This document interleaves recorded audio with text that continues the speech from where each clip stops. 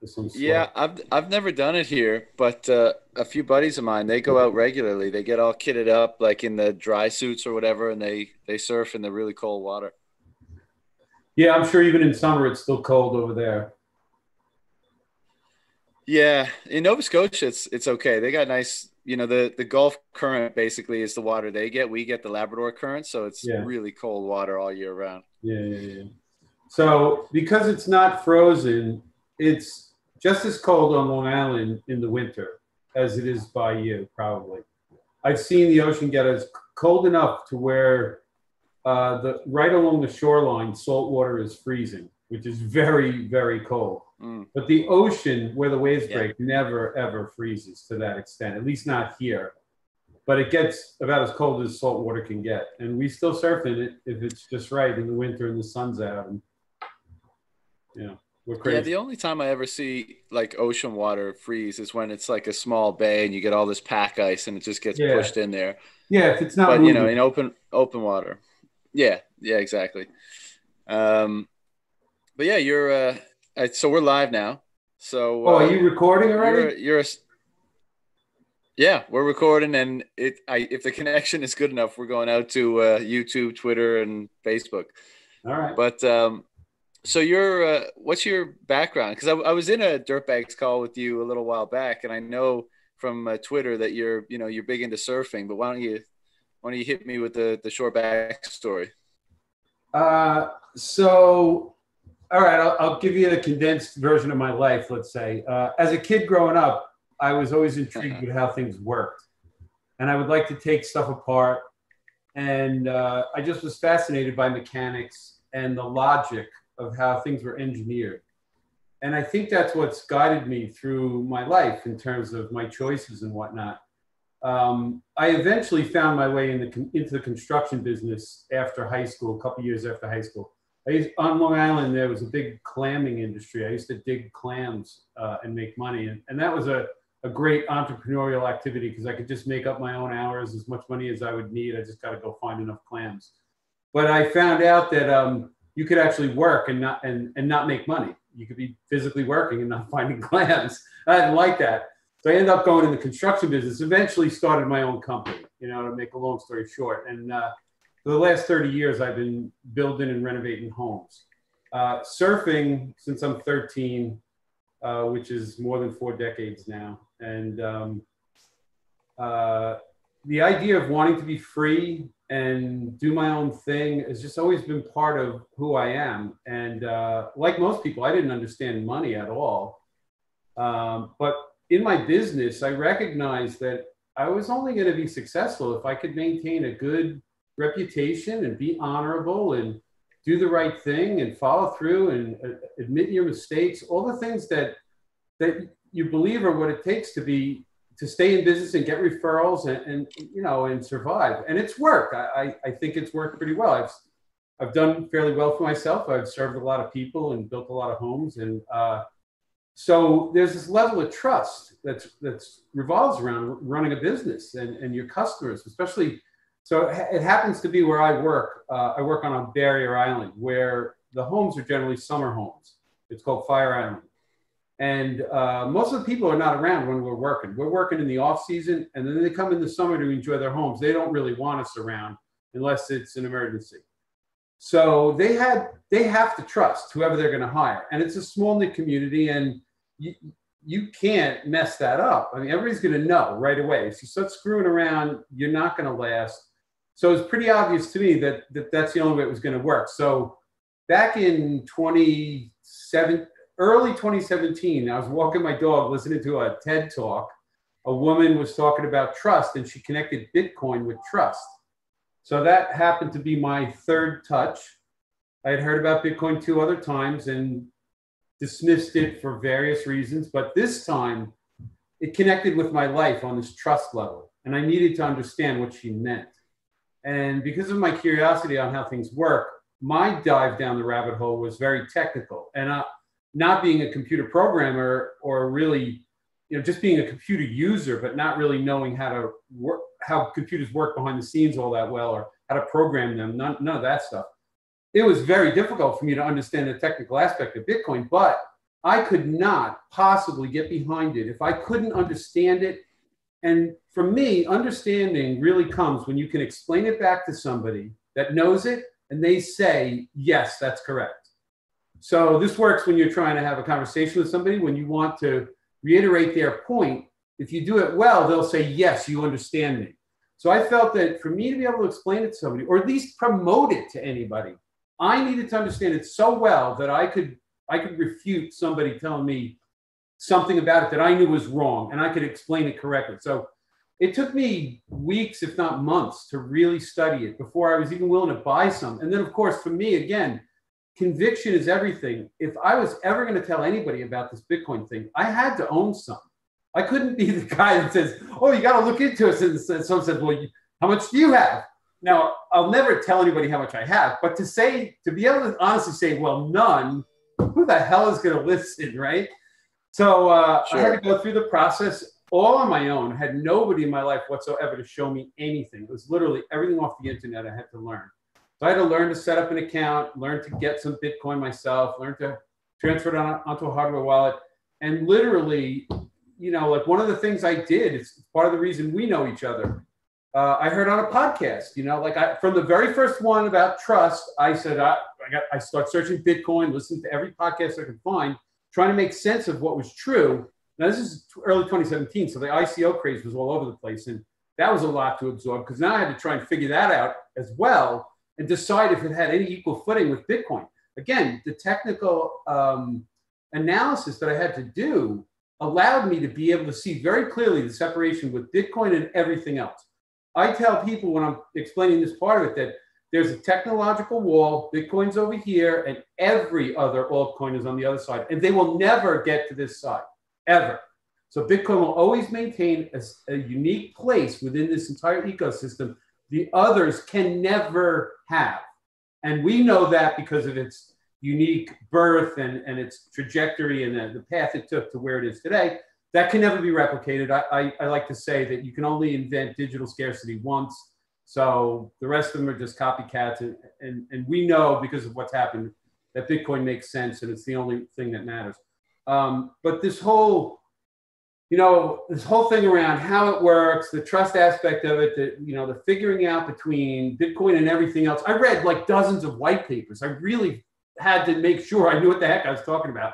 Then I started figuring other stuff out, conferences I could go to, meetups in New York City. And then I started meeting all kinds of great people, which was awesome because they took me right in. Like they didn't care that I was this complete noob that knew nothing. I would go to Socratic seminars with 100 devs in the room, a couple hundred people sometimes. And I would raise my hand and ask a question. And I don't give a crap. I'm an old guy. I'm not embarrassed easily. So, and people would come to me afterwards like, dude, that was a great question. I was going to ask that one. And I'm feeling like, all right, cool. This is catching on. I'm starting to get this thing. So now it's, 3.5 years later or whatever. And I'm like excited as can be about the whole thing. I fully get it. I don't know. It's just an amazing thing. I say to people, this is the most important technology humans have ever created. And I try to emphasize, right. Like, just come up with anything, the computer, the wheel, the gasoline engine. I don't care. This one's more important because it's money. It acts like a commodity out of the earth, and yet it's not. It's got characteristics of the digital world that are amazing. The inability to copy a digital file, which was never possible, is just a fascinating creation or invention. I don't know how else to put it. It's amazing. Everything digital could be copied except Bitcoin. Like how. That's hard to comprehend. When you talk about explaining it to people, right? You have these conversations. What's the typical response, to people that, let's say people you work with or in your social life, and they see how amped up you are about this. They see how you're excited. I mean, the statement you just made, I fully agree, but a lot of people will be like, wow, that's a pretty far out statement. What is their big your connection's slowing down. I heard your question, so hopefully you can still hear me. Can you hear me? Because you cut out for a second, but I heard you were asking.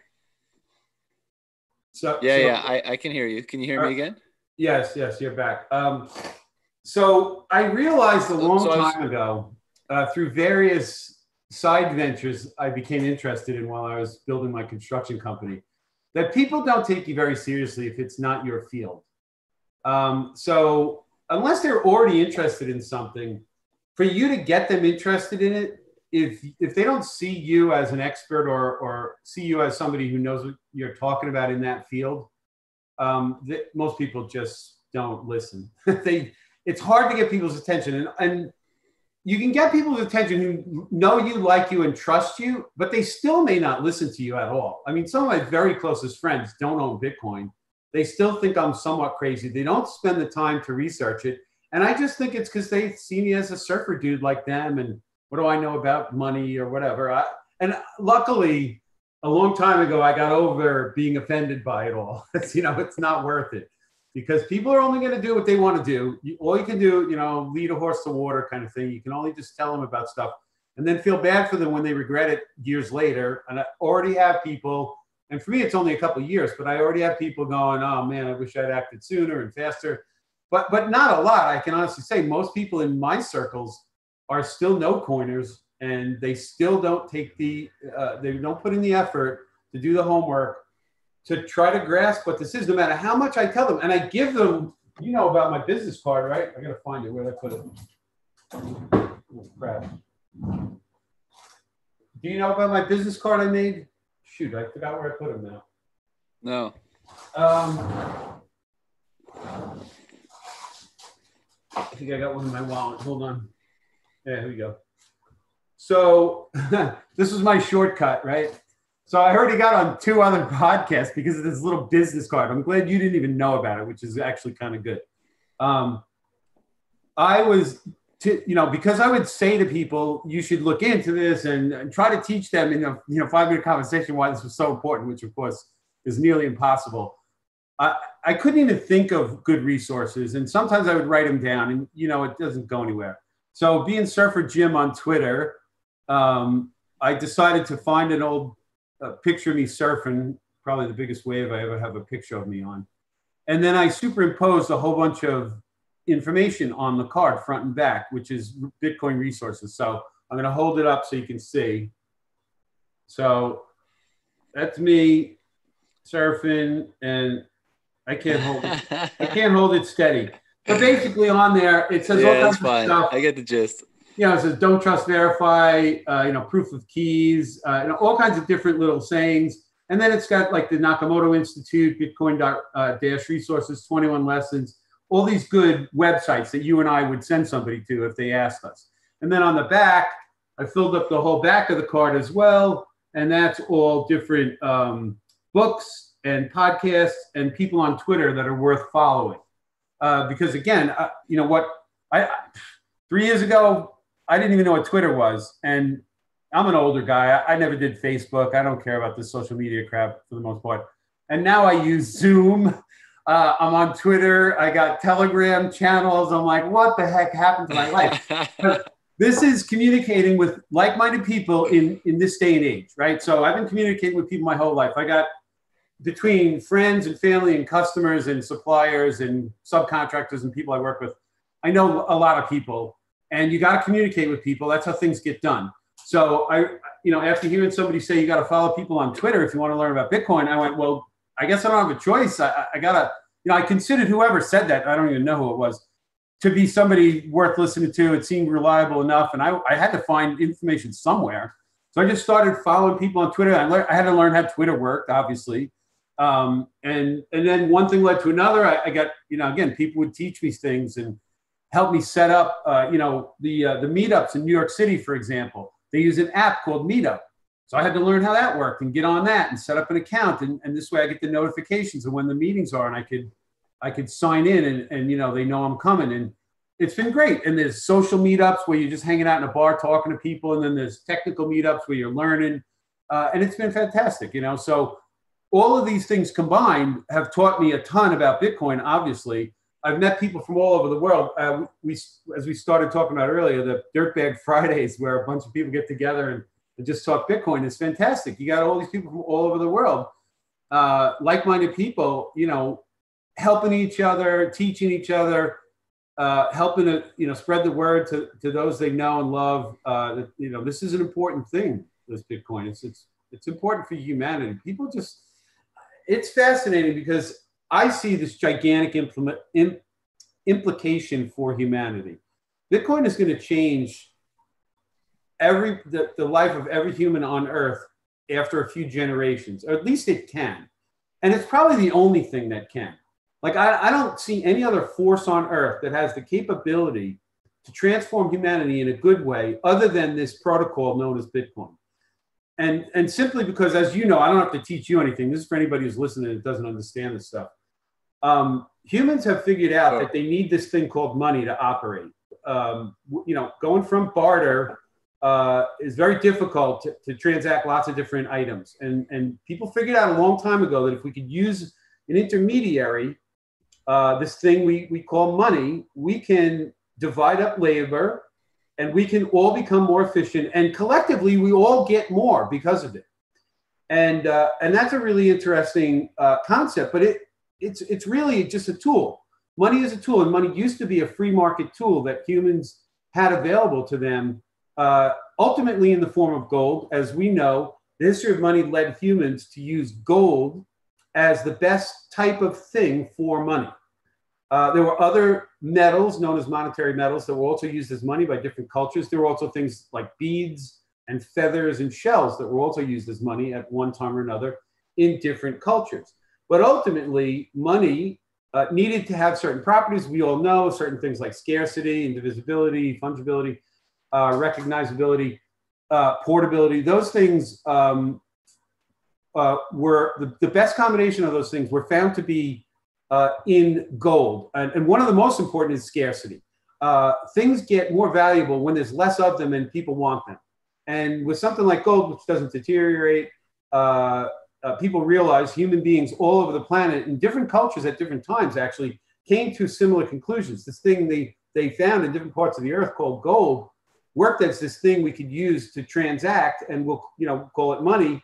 And it had to have this property where people agreed that it's got this value, and the value is then translated into X number of any given item versus X amount of this gold thing, in ounces or in round coins made by governments or whatever it might be. So once this tool was invented by humans, society flourished all over the planet. Now, of course, it got corrupted in a million different ways by greedy people all over the planet, to the point where we ended up with a type of money which doesn't have really the same characteristics as the original types of money that humans decided were things worth using as money. And so that's happened because of the co-opting of the monetary system through what we know in the United States as the Fed. Back in 1913, they got the ability to control the monetary system. And then in 1971, when Nixon decoupled the dollars from gold completely, then we got into this, what we know as this fiat money system, which of course doesn't have the right properties to act as money. And it's the reason why so much is wrong with the world today. And so when I make statements like Bitcoin can transform humanity, it's because Bitcoin has a quality of money that goes back to the same types of quality gold has, but even more, because it's transportable over communication lines in a digital form, and gold is not. And so it's got a lot of the same characteristics, but some better ones, really. It's also got challenges. It's also a very new technology. And so for people to take value that they have in some other form, like US dollars, and transfer them into these files known as Bitcoins, takes a lot of effort and a lot of commitment and conviction from people. And for somebody like me, I had to learn how it worked. For other people, they just have to understand its place in the world as a form of money, and they don't really care how it works. They just understand that concept. And so little by little, people start to realize there's this new tool called called Bitcoin to act as money. And it works well. It can work really well, especially if people start to recognize how to use it and how to work with it, and help build it and make it better. And of course, we know there's lots of people out there trying to make it better every day. And that's another thing that's so fascinating about this. The amount of work and technology going on behind the scenes that the average person would never, ever have a clue about They're never going to hear this on the news anywhere. And you would even have to search for it on the internet. Did we just get kicked off? No, I shut your video down to save on the bandwidth because we're lagging hard. Everything just went away. I'm like, I just said all of that for nothing. So wait, there's no more video, just us talking? I don't really care. Well, the connection's been so shit that I didn't want to overburden it. I'm trying to just actually, Let me try one more thing. Just pause 1 second. I'm going to try one more thing. No problem.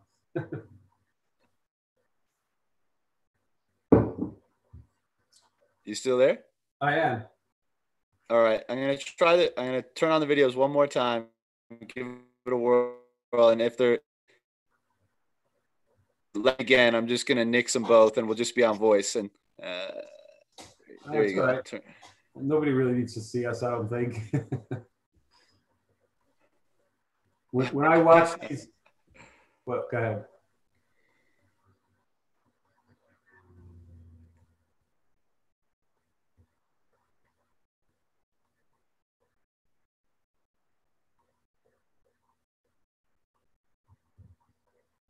Nothing's happening at my end yet.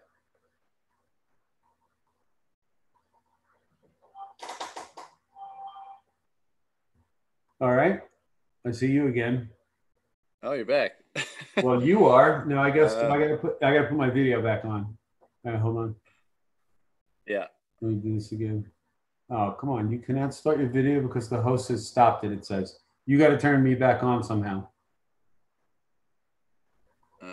Okay, hold. How about that? Yep, there we go. All right, so I really don't know where I stopped talking, but I was almost done. You know that. Well, okay. All right, I'll let you finish your spiel because I do got some questions for you. Oh, sure. Wait. I think I had enough. I wanted to finish a point. I'm trying to remember where the heck I stopped talking. I basically was, trying to make the point that if people really understood what money is and what it should be and how it should work, they would recognize that the money they currently use is completely broken. And with the amount of money the Fed just printed recently, the value of what they hold now, especially if they try to hold it for any length of time, it's going to go down. The purchasing power is going to go down. It's a fact. It happens all the time. It's history. And nobody really gets that yet. And if they only understood that, and then you could say, well, this Bitcoin fixes that problem. You could store your money there and it might not go down in value over the next 10, 20 years. There's a really high likelihood it'll actually go up in value over that kind of time period. If you can get them to just go, oh, really? Maybe? Well, why? That's if they just want to know why and they ask just a couple questions and they start down that rabbit hole, they might have a chance of getting this. But most people don't get why it's so important because they don't understand how money as a tool of humanity has used to work and then got broken by governments and how they just grew up that way like we did. I grew up in a world where dollars were just dollars and that was money and it is what it is. You didn't even question it. Well, my eyes are wide open now and questioning Bitcoin has caused me to question a lot beyond that. So go ahead, ask away, whatever you want to know. Yeah, so good explanation. I like it. I like hearing the origin story, and I think you laid out a lot of the raison d'etre, the reason for existence for Bitcoin very well.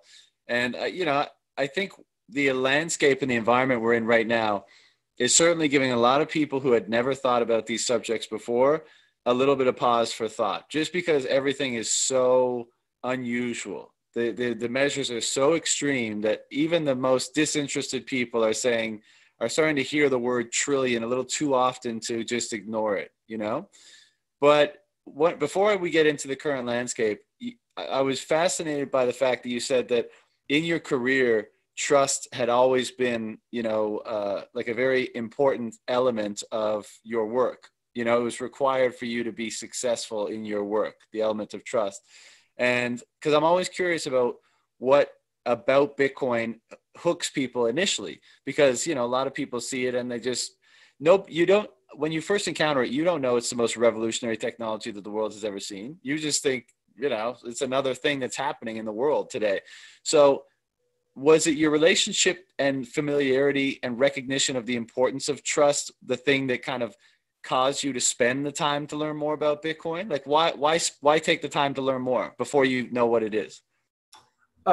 Okay, so the two other touches I had before that, the first one was a guy I worked with who said, you got to check out this thing called Bitcoin. It's like this internet money. And he was into gaming. And to me, it was just some gamer thing for kids that I could care less about. So I didn't do anything. Then one night I was flipping through something on Netflix and I see something about Bitcoin. And it was some documentary I can't even remember. And this is 2015. Sadly, I didn't pay enough attention. But it focused on some guys that were mining in their living room and how difficult it was to set up all their equipment. But, you know, it did talk about how interesting the technology was and how people were using it as money. But it looked way too hard for me to go and get some. I wasn't going to go buy all these computers and do what these guys were doing. So I was like, well, that's that Bitcoin thing. And it's really interesting, but how am I ever going to do that? I'm not a techie guy, right? I build houses. What do I know about computers? So I basically thought, well, I'm never going to participate because how could I ever learn that crap? I don't even want to bother. And when this woman was talking about Bitcoin and trust, I didn't understand how she could say that together. I didn't get what she meant, but she gave enough of an explanation to get me to be able to wonder, what was it about Bitcoin that people trusted or were able to not have to trust? I guess was my, what were they able to not worry about in using this Bitcoin thing that they could trust something? You know, it was just weird connection. I'm going, what are they trusting or not trusting? I got to find out what she's talking about because I already know what this Bitcoin thing is. It's some kind of money. I heard about it, but now this is different. This is a way bigger deal about, money and trust and all. And again, for me, it was just my business. Sorry about my old alarm clock going off back there. Can you hear that? I don't know. Anyway, man, it's fun. It's interesting because trust was so important to you that when you heard tell of something that didn't require it, that's what set your radar off. You're like, wait. Trust is critical. How can you have something that doesn't require it? Yeah, I think probably she said something. I remember her name. Her name is Bettina Warburg. And I watched videos that she made subsequent to the one I first saw. And she never became a true Bitcoiner. I think she's more of a crypto person in general, or just believes that the technology can be expanded out in ways that other people think. I don't know, whatever.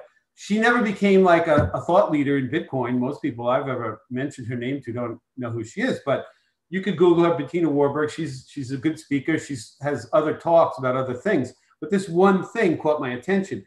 And I think she said something to the effect that you can transact with people without having to trust a third party or without having to trust that the money is not there or whatever it was. And I just thought, that's really interesting. How is that even possible? And because, again, I had this impression that it was this money for gamers, and then it was some other internet geeky money that was hard to deal with. And this woman's presenting it as a viable solution to a human problem. And on a real scale for real people, not just geeks, not just for gamers, for anybody. And I thought, well, I'm an anybody, what can I learn about this? Maybe I should pay closer attention. That's really what it was. And so ultimately I learned that you don't have to trust the middleman to keep track of everybody's accounts. And you don't have to trust the code because you can either learn how to read and write code and then read it yourself, compile it yourself, do whatever you got to do, and decide if it runs the way it says it's going to run. So in that regard right there, it's not like anybody's hiding anything. And then you can take that trust level as deep as you want to go and learn whatever you got to learn. If you can't read code, hire somebody you can trust that can read code, whatever you got to do. So it's so open that there's no excuse for anybody to not be able to figure this thing out. Let's put it that way. If you say you don't understand Bitcoin, it's because you just haven't tried hard enough. I'm sorry. No matter how technical it is, somebody out there has figured out a way to make it not so technical and explain what's going on. And once again, if it doesn't make sense, if you don't believe them, check with 15 other people or 500 because there's enough of them out there. They'll verify it, or you can go and learn and just verify it yourself. And so, I didn't do that. I don't know how to code. I do have to trust all kinds of different layers to this thing. But when you see what's going on in the world, the people working on this, you go to actual conferences and you see people spending real money to build real devices, to code real software. This is not like fake. People are really doing this for real all over the world. Billions and billions of dollars are being invested into this ecosystem because this thing actually does what it says. And people have tested it frontwards, backwards, attacked it. The thing's probably attacked every day and we just don't even know it because it doesn't break. Because it's been built so good and people are paying attention to it at every angle. Nothing can be like, no one can get away with anything in the Bitcoin network, right? The rules are the rules. You try to break those rules, you are seen instantly. The whole network just goes, no good, you're out, kick the guy off, whatever. It just doesn't fly. The system is built so well. It's amazing. It's just so fascinating. You just can't get involved and start cheating people. They're just going to laugh at you. It's like amazing. It's just so amazing. People don't get this. They don't take the time. They don't know how the whole network works as a giant, a giant ecosystem. Whatever. It's like one big computer. Like people say, the largest computer in the world. This thing has its own white blood cells, man. It attacks things that want to try and mess with it. It's fascinating. It's fascinating. It's like a living thing. It really is amazing. So what do you, well, let's go here. What do you make? Because I saw your surfer videos during the lockdowns and the kind of protest, as it were, by continuing surfing and stuff. What do you make of the current situation now? Because what I find interesting is, and this because you've been a part of the space for a number of years now.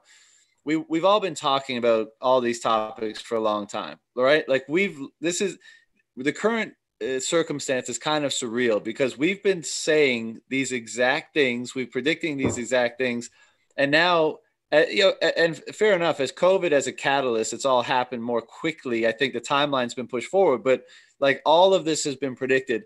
What's your how has your perspective changed over the last 2 months with regards to Bitcoin? Like where's your head at right now? That was a very good synopsis because when I started learning about Bitcoin, I thought that some of the things that were happening in society currently would not happen for a decade or two. And right. The pandemic was just a pin that burst a larger bubble that was going to burst eventually. You and I know enough about what's going on in the larger ecosystem to know that the monetary system's been broken for a long time. And it was only a matter of time before crazy stuff started to happen.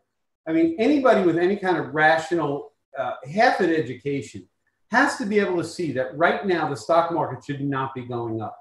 This is absurd. If you think that's reality, then you're from another planet or something. Like you do not understand how things are supposed to work. When the system is that broken, when all of society is shut down worldwide, not just one country, like every country is affected by this craziness. Businesses shut down all over the place. People are not being productive. Businesses are not making giant profits. How the hell are stock prices going up? Bonds are going towards negative yield. That's unheard of. There's not a human on the planet that would knowingly loan out money to definitely get back less in the future. No problem. Give me less in the future. My money is worth that little. That is not how money is supposed to work. You take your money and you invest it so that it will either maintain or grow in its value, not guaranteed to lose value. That is not how money is supposed to work. For any government or bank or anybody to design a negative interest bond is insane. It goes against every economic theory ever thought of, but it only happens because they just make money out of thin air. It has nothing to do with reality anymore. Money used to have to get produced out of the ground by digging it up when money was gold. So you can only produce so much money. There's a limit to the amount of money. That's just, it limited people's ability to just screw over other people because literally that's what's going on. When the Fed prints extra money, they enrich themselves and they make everybody else poorer. We all know how this works that study anything about Austrian economics or economics in general. Money printing is a form of inflation. It's almost a joke. They actually say that they're striving for a certain level of inflation. It's like saying, folks, we're going to strive to devalue your money a certain amount. It's cool, right? It's cool that we did. No, it's not cool. But everybody thinks they're allowed to just do that because they get to control money. And the only reason they get to control money is because they control the monopoly on violence. and they control the monopoly on violence because they control money. So it's a cyclical loop, right? They're able to hire people as enforcers to do whatever they say because they get paid really well, and they get really cool toys to play with, and they get all kinds of power, you know? So why not join the club, get paid all kinds of this crazy money they get to print, and get some power and rule over my fellow citizens who I don't give a crap about anyway? Sure, that works really good when you got that kind of money, when you can just print it out of thin air and then make everybody use it. And if they scream and holler about it, you just suppress them with violence. So yeah, Bitcoin fixes everything. Bitcoin will fix humanity because governments will not be able to get away with this crap anymore. It's as simple as that. I make these bold statements that Bitcoin is the most important invention ever, and that it will literally fix humanity in a couple of generations. And it really can.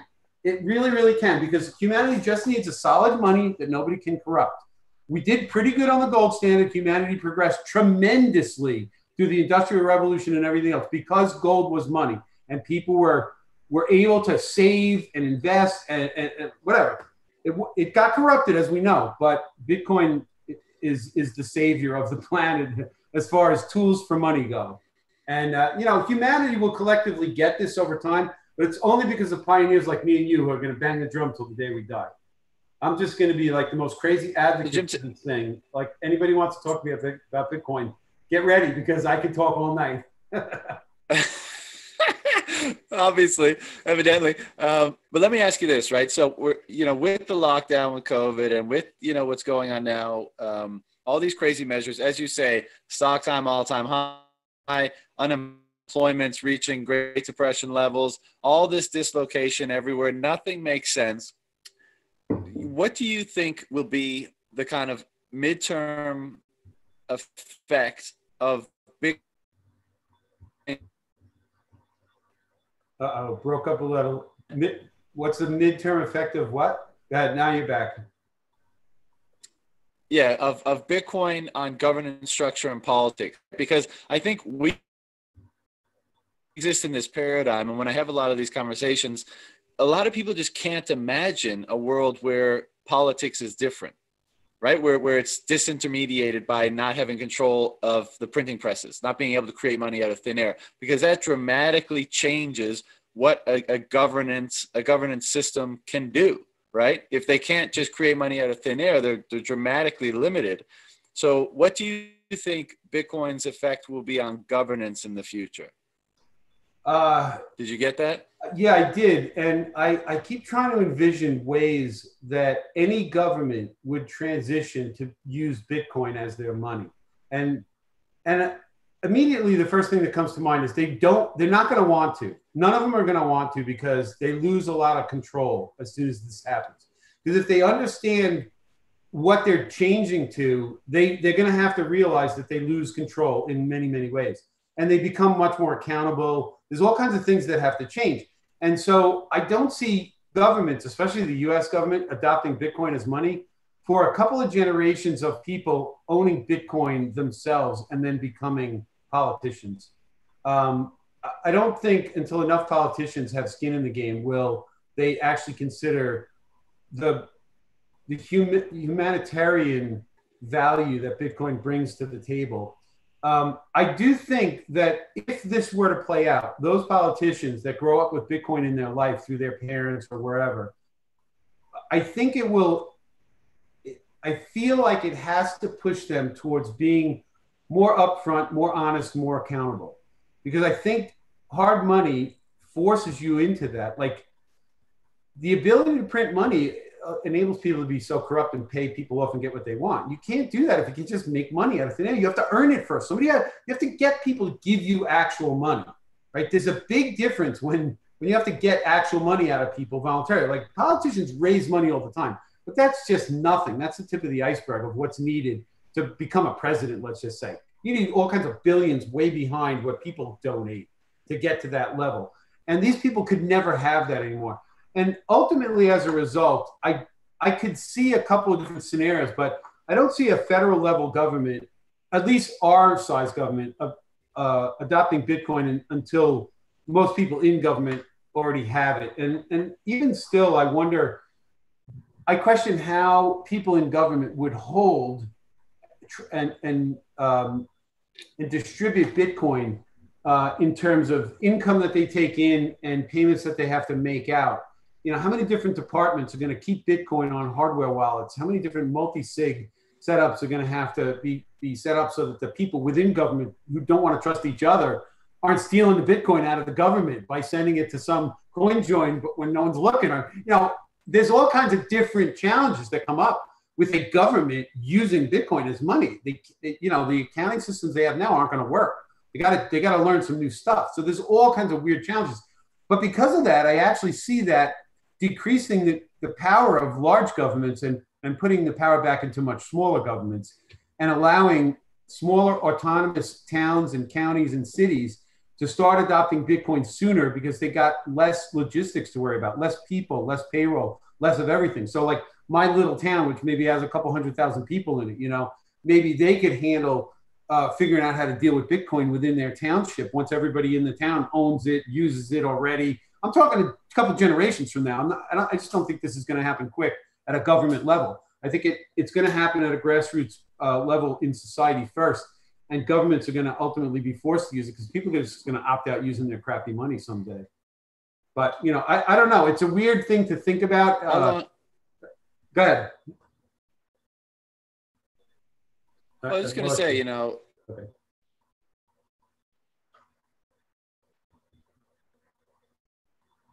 You're frozen again.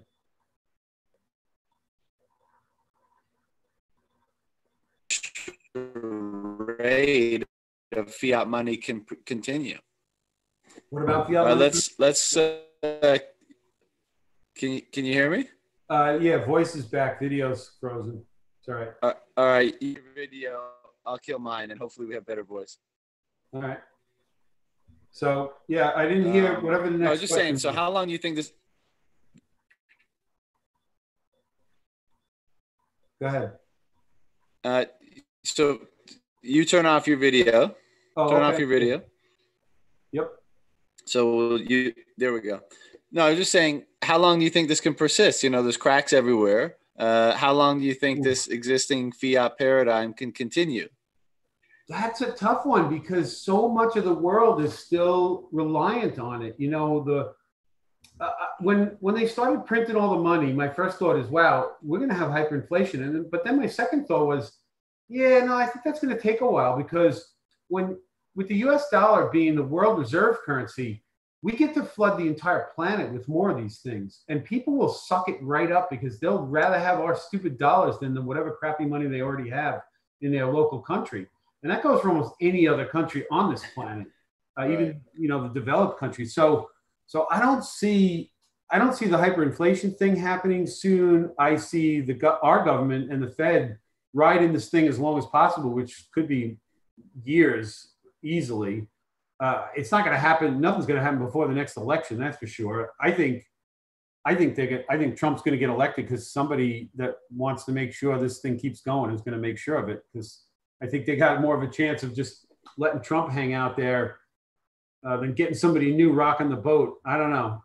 The COVID thing threw a monkey wrench into everything. The riots were another thing. I didn't see that really coming. I was really shocked at the lockdown on the virus. That really pissed me off because you know, I felt from the very beginning it was trumped up and it didn't make sense that people that were otherwise healthy should have to stay home and not work.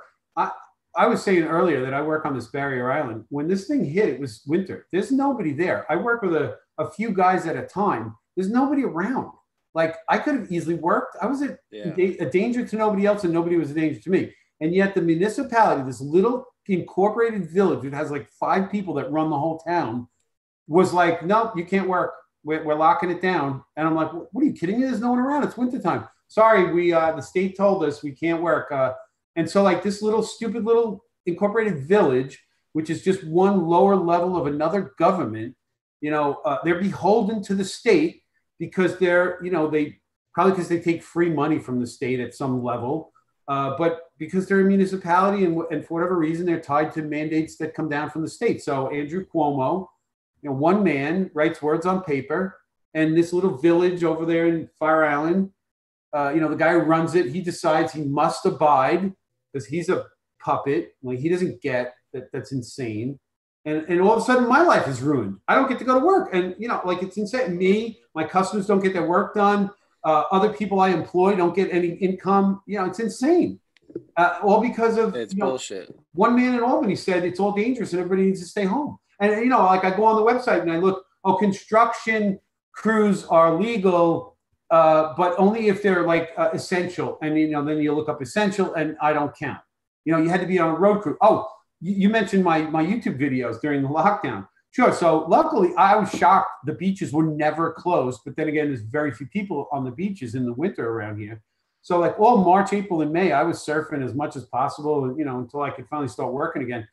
But I would drive along this deserted highway called the Ocean Parkway that goes for like 15 miles along the beach where there's not a single house. Well, no, there's a few, but whatever. It's mostly a deserted highway. And New York State decided a year or so ago they're going to build a bike path the whole way. And they built half of it a couple of years ago, and they started building the other half last year. And this spring, they decided they're going to ramp up again. And during the COVID lockdown, there's guys planting trees in the middle of the highway because they're on a road crew. Like somehow that was essential work, but I don't get to go to work to feed my family. And I even walked right up to one guy and filmed it. I put it in my Twitter feed. I'm like, what you work? What are you on a road crew? You go, oh yeah. And he tells me what union and everything. I go, oh yeah, essential workers. Yeah, great. And so, this guy's building a bike path. Again, this is the road crew. They weren't actually building a road. They were building a bike path. And, I filmed that too. And there's hundreds of them out there and millions of dollars worth of money being spent.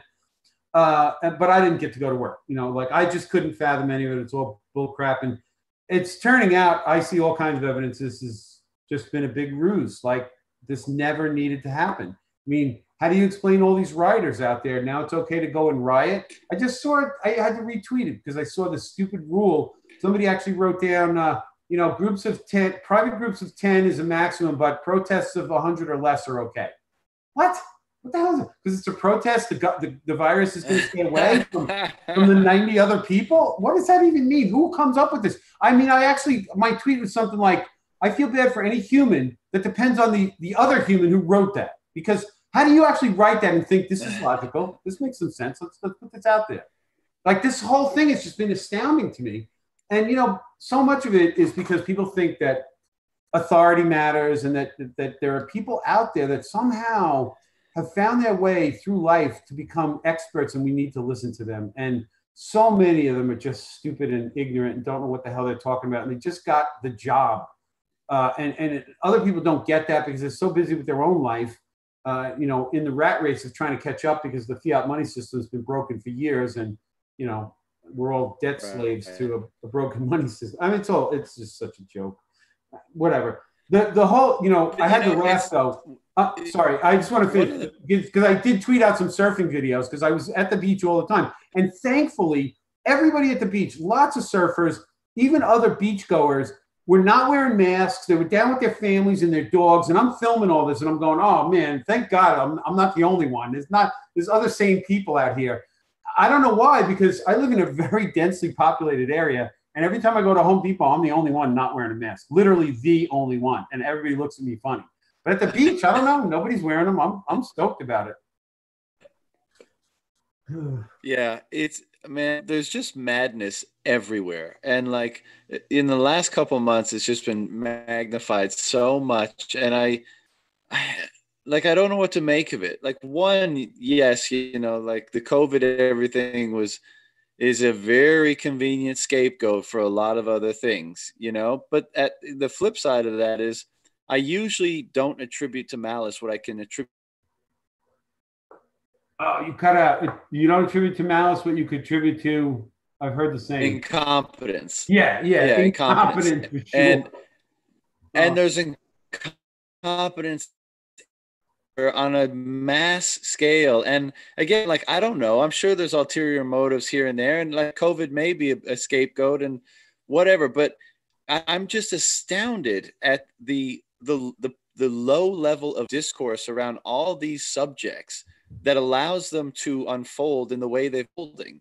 And it reminds me that, when this transition happens, when the fiat system fails in favor of an upcoming, upgraded form of sound money. It's not just like the financial system changes and everyone adapts. It's as it degrades, it's going to alter the behavior of the people who are beholden to it simultaneously.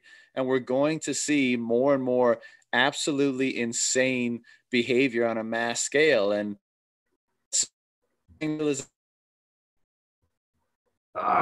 your connection's terrible. Yeah, on a mass scale is the last thing I heard you say. Man, it is terrible. Yeah, I agree. No, I agree with what you said, though. The point. Go ahead. No, I was just saying, yeah, I don't know how much you heard, but I was just saying on a mass scale, as the fiat system crumbles, it's not just that people are going to change and adopt a new money. It's that because it's so ingrained and because everyone's behavior people the system, and there's going to be a lot of madness, and that's going to be, that's a scary prospect. Yeah, that's the part that I guess I worry about is like, it's hard to envision the transition and everything being relatively smooth and a lot of people not getting hurt. There's going to be a lot of people that are going to want to dig their heels into the old system and fight for it. And I could see a lot of human conflict coming out of that. It's the part I don't look forward to, but we're kind of living some of it now in a weird sort of way. So like, just to extrapolate out, right? I believe that if Bitcoin was the world's money, I believe governments would be more responsible and accountable. I also think there's a chance they could be much smaller. And I think that the overreach of police against protesters that we're seeing, and some of it is really horrendous, I don't think that would happen in a world that is not run on fiat money. And so some of what we're seeing might not even be nearly as bad. Some of what we're seeing now could be worse than what we would see in the future as the transition takes place, as people start to realize the difference and as they make the choice to switch. It does make you change how you view money and how you view your business relationships and the value of other things when you have a different type of money.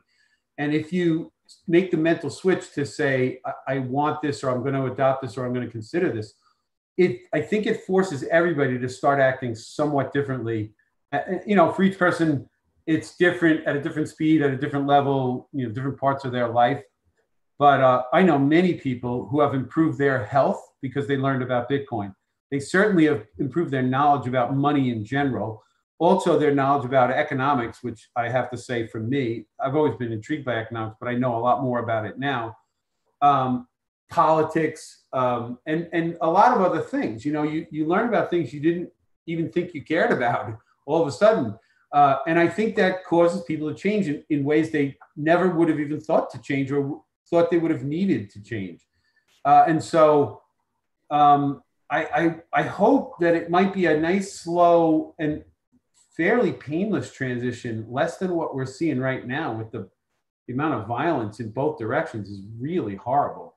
I don't get it. I mean, if they're looting Macy's, right? You got cops on street corners driving over people. There's video of New York City police officers driving through barricades and knocking people over with their cars. I'm not saying that's on the same day, but on the same day, there are dozens, if not hundreds or thousands of police on some corners in the city.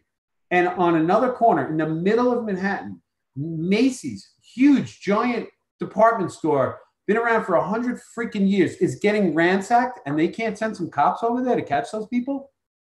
This is manipulated on a weird friggin' level, man. I'm sorry, because that's insane. Yeah. If they can't protect friggin' Macy's, I don't get it. I literally, how is that actually getting, and there's people filming it. It's not like no one's there. There's other regular folks watching it happen, or looters who aren't in the shot at that moment or whatever. But this is insanity. And that's just that. What about around the White House? What about the, iconic, I'm not even in favor of the state. Don't get me wrong. But like you got like really important stuff that's been built by humans in this country that people actually care about. And the cops are doing nothing about it. And yet they're beating the crap out of regular folks, macing people for nothing, literally killing people. Literally, I'm not even talking about the guy who he was kneeled on his neck for 9 minutes. Other people are dying or being killed by rioters because cops are just like, whatever. It's this. There's people manipulating this. This is not how it should be. There's no way. And it's being manipulated because some people manipulate money and they could pay the right people to do whatever the fuck they want. Stand down, don't report on this, suppress that, erase this other thing, make this other thing go away. De Blasio's daughter is arrested. She'll never have any. Nancy Pelosi's daughter also arrested. They won't even have a record. This is a joke. Oh people manipulate everything they want. It's such a fucking joke. Did you see the pictures? What? It is. Did you see the pictures of de Blasio's daughter? Yeah, that's extreme. But look, she can be whoever she wants. But it's just the favoritism part. Like, I don't care if she wants to look crazy. She's not attractive to me, but whatever. I don't really personally care. Right. I don't care if she wants to wear a nose ring. I don't have that against her. She's biracial. No, of course. Whatever. It's fine. None of that. I don't care about any of that. What I do think is bullshit is that she'll just get pushed on through the system, and he's hugging her on camera like, oh, my daughter, the protester, got arrested, la, la, la. Meanwhile, other protesters got arrested. Their lives are fucking ruined. And he gets to a photo op, and then you'll get to smile and kumbaya like it's all great. This is fucking insane. And that's all because they are connected to the fucking money. The money printer, man. It's all of it. It's such fucking bullshit. Sorry. John, I'm sorry about cursing, but I can't help it, man. I hope you're not going to get demonetized. Cursing at all, man. I just can't help. I get so riled up, man. This stuff pisses me off so much. I honestly could say my whole life I've been a rebel. I have hated certain things, and kind of in many ways I didn't even get why. I just felt it was wrong. Once I learned about money and Bitcoin and how the state operates and everything else, now I get it all. And I say this to people, my eyes have finally been opened. And I'm not a young guy, man. It's pretty sad it took so many years, but it took this invention called Bitcoin for me to get curious about what it meant about trust, for me to learn that it's a type of money, that it's the most important invention ever, that it could change humanity, that it's just like, oh man, I literally changed my life. My entire life is going in a new direction now because of this invention called Bitcoin. And I am more excited than ever to start a brand new life, literally. Like, I didn't say this to you. I say this to people once in a while. I don't care if it's known. I've had this business of mine for over 30 years now. And I built a giant ball and chain around my life. I own a lot of shit. And, eventually I could turn it into money. Depending on how fast I want the money will determine how much I get for it all, obviously. And right now, no one's buying anything. But I can't just pick up and go. I can't do a lot of things. And I started to realize, there's a whole digital world out there, people making money and having businesses on the internet of all different varieties. And I used to say to people, if I could have known USB cables were going to be so popular before they were invented or right when they were invented, I would have wanted to start making them and just make $1 on every one or a nickel on every one. And I'd be loaded. Just one item that goes along with a trend that is happening in society, right? Like, you're just one little cog and you're going along with the wave. So you could be anything around Bitcoin, right? This podcast, it doesn't matter what it is. You could build any number of 1,000 different businesses around this new item, this new invention that's on the planet. And because as it grows, you'll get swept along. So I can build just about any business I want in this space, and it's very likely to be successful. And I've got a million different ideas. And as I wind down over the next few years, my construction company, I will wind up an online internet business that will allow me to make money wherever I am on the planet, hopefully in the form of Bitcoin, and pay those people that help me to do it also in the form of Bitcoin, and basically opt out of the fiat monetary system completely. And then just go where I want to go, surf all around the world, and not be beholden to anybody. If I can pull it off, that's my hope. And in the meantime, open the eyes of as many people as possible to the future of what could be, and how much better life could be, and how your offspring, your kids, grandkids, and great-grandkids are going to thank you if you get on board with this and pay attention. I often think of it this way. anybody who's older like me that may have kids or grandkids, or even great grandkids. I think I'm old enough to.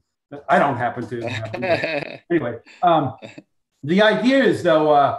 I think about like back in the like early 1900s, like people like when I was a kid, maybe my grandparents or great grandparents, you hear about like, oh yeah, we bought like Ma Bell stock, you know, like when before AT&T, like when the phone company was just tiny, you know, and they got rich because of it. And right. they were just regular folks. They just bought a few stocks, you know, they bought Nabisco or some other giant corporation that by the time I'm alive is already big. And it was like, wow, how smart were they? You know, like, wow. And I just think future generations will look at us like they were freaking smart, man. They really could see it. Like they only got 3 Bitcoins, but look at what it did for 5 generations of our family. Like literally, John, you could own 1 Bitcoin right now that could potentially take care of 5 generations of your offspring. Just one, potentially, right? That like, I believe personally that 1 sat could be worth $1. That makes 1 Bitcoin worth 100 million. Right? For $9,000, right? Whatever it is right now, I don't know what the exact price is. You could have something that could be worth to your offspring someday, something worth tens, if not hundreds of millions of dollars worth of purchasing power. Like we're not going to care that they're worth dollars because dollars won't be around. I'm using that as a way to identify what what the ability to purchase something might translate to is what I'm trying to say. Yeah. Right. So yeah, I think that's a very distinct possibility because there's a limited supply. And the good thing about a digital form of money like this is it's what's the word? You can keep dividing it indefinitely if you really needed to. So we know that every Bitcoin has 100 million Satoshis in it. So it goes out to 8 decimal places. But if you go one more, you just multiply the entire monetary base. Not the amount of actual Bitcoins, the amount of fractional units. You just times it by 10. So you just gave every fractional unit the ability to be worth a little more because you can cut it up a little finer. And you can just keep doing that. And so 1 Satoshi worth like fractions of a penny right now, thousands of fractions of a penny or whatever it is, could easily be worth a penny one day, $1 one day, $100 one day. It doesn't really matter. And so 21 million Bitcoins can easily satisfy the money of the entire planet indefinitely. So it's literally, it could be worth like such an insane amount of money that in 5 to 8 generations from now, people are going to just be amazed at us people. They won't know who the hell we were because it won't matter at that point. We're just others that were here at the time. And we'll just be of that collective group of people who actually made it happen in the first 10 years. Like, those people actually believed it. Holy crap. We really owe a debt of gratitude to those people. We are those people. I feel like a pioneer, dude. You have no idea. Wait, you don't even know. I want to tell something totally unrelated. I'd say this is my side show. A good friend of mine since high school, we surf together all the time. He and I, years ago, we were talking about it. We hate when the waves suck or it's really cold. And he just says to me, what would it take to make a wave pool? And I don't know, but you know, it would be great if we had one. And he says, I got to figure this out. I want to make a wave pool. I'm like, okay, go for it, you know. And I just encouraged him, and I was always there, and I always worked with him and talked to him about it. And like 5 years later, we're going to make a wave pool. My friend Chris is going to build a multi-million-dollar wave pool on Long Island. It's fascinating to even think about. Oh shit! Now I don't even know what my point was going to be. Damn it! That was my side show. Oh no, I know. So. It's a pioneering technology. There are wave pools around the world right now. And my friend Chris and his son, they did years of research. We did market surveys. We've got a mailing list of people who said they're going to join. We know everything about how to make this wave pool. We have so much information that we are pioneers. We are literally building a wave pool that's never been built before. Our technology and the size and shape of our pool and the way it's configured is totally unique. And we expect to make a totally different and unique wave, brand new on the planet. So what we realized we needed to do is we needed to build a test tank. We had to make sure that this design was going to work, even if it was just at a smaller scale. And we did that. I built it, actually, in my friend's 2-car garage. We have this giant test tank. And we've been running this thing for months. And I'm telling you, I feel like Thomas Edison. I feel like a mad scientist, me and my friend and his son. because we keep tweaking it. We keep adding things. We keep taking things away, adjusting. And we're making the most beautiful, perfect waves like you can't believe. And we are so damn excited about this thing coming because we're so sure it's going to work well that I'm like kind of freaking out. So I'm freaking out about Bitcoin in my life. I'm freaking out about the wave pool coming. And like my future is so bright, I can't believe it. And what's really cool is my friend's son, who's like 23, he's going to be like the wave pool magnet of the world, this guy. He plans to franchise this thing all over. So when I go to help build some Bitcoin citadel somewhere in like Wyoming or something where there's no surf, we're going to make sure there's a wave pool in there so I can be satisfied and always know I can go surfing. That is sick. That is awesome. So you can go, anybody listening can go to www.longislandsurfpark.com and you can see it's located in Shirley, Long Island. We have the property. We have site plan approval from the town. We are allowed to build a wave pool. We are in the process of getting permits. All the plans are done. The pool is designed. All the contractors are on board. Everybody knows what they got to do. And we're hoping to break ground in the next 6 months, maybe. Once we, it's a lot of logistics, a lot of crap you got to go through, whatever. But it's happening. It's happening. It's like 5 years in the works, but it's happening. It's unbelievable. That's sick, man. And I fucking love all the enthusiasm that's spewing out of you, man. And I feel it too, not obviously not with the wave stuff, but with Bitcoin, of course. And it's awesome to hear. But you mentioned, so this is the last question, then I'll let you go. But you mentioned citadels just now. We've been talking about, and everyone's been experiencing all the madness that's going on in the world. I feel like the timeline of this being an actual serious consideration has advanced because of the timeline of everything else has been brought forward. What's your take on citadels? How are you looking at them? What are your plans and prospects? Give me your thoughts. Oh yeah, that's another one of those I think it's gonna take a long time to play out because wherever you want to establish a citadel, and of course, they come in all shapes and sizes, right? You're basically talking about a gated community. You might as well say they already exist because, people live in gated communities right now. And so you're still beholden to whoever's going to help run the place. So you have to collectively decide and figure that part out. If you're using Bitcoin to pay in, everything can be kept obviously above board and everybody can keep track of expenses, who's contributing, where the money's going. You don't have to worry about the board at the homeowners association squandering the money, needlessly, within the bounds of the citadel. But, it's also located on land somewhere on the planet and usually in the jurisdiction of a bunch of other human beings that think they have the authority over you. And so I don't see it being the utopian ideal everybody would like it to be until government starts to shrink. And those governments that believe they have authority in those areas are unable to stop it to some extent. It's hard to say that because, there's already a billion rules out there and they all have to get unwound. You want to build anything anywhere, you got to deal with the rules that are there and the people that are currently enforcing them. Or as those people diminish or recede in their power, those rules have to be unwound so people do what they want within their boundaries of their citadel or whatever it might be, And so you can't get away from the idea that there's going to be boundaries. The other thing is too, you got to realize you wall yourself off from the rest of the world unless you have every natural resource to keep everybody in there alive. You can't just keep the doors closed. So you and other people going in and out, you got to interact with the rest of the world. So it's going to require a lot of cooperation at a lot of levels. And so you can have your citadels already. You can build your gated communities right now. It's just to what extent are you beholden to people outside the gates, that want to extort you of some of your money. And the smaller that gets, the more the utopian citadel idea gets to play out. But, you can kind of have it already. It's just that the ideal that we envision is going to take a while, I think. Yeah. Well, Jim, man, we're going to have to do this again when I have a better connection. I can actually see your face when we're speaking because I fucking hate doing it when it's just voice. But final thoughts before I let you go.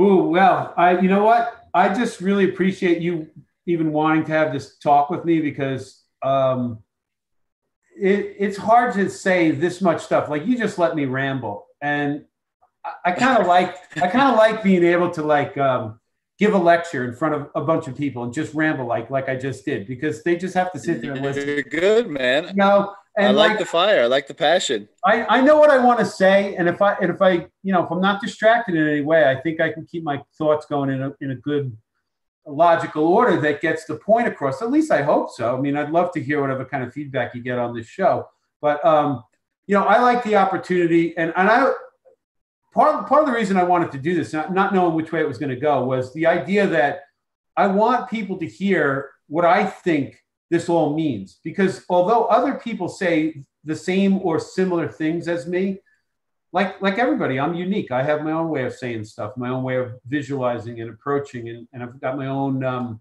set of circumstances that brought me here. You know, my story is my story. It will only ever be my story. So I just think that anybody contemplating what Bitcoin is, or you know, wanting to get a grasp on what it could be or anything like that, the more they can hear this type of thinking, the more they can open their own mind to consider, what's the chances of what that guy's saying? Is that even possible?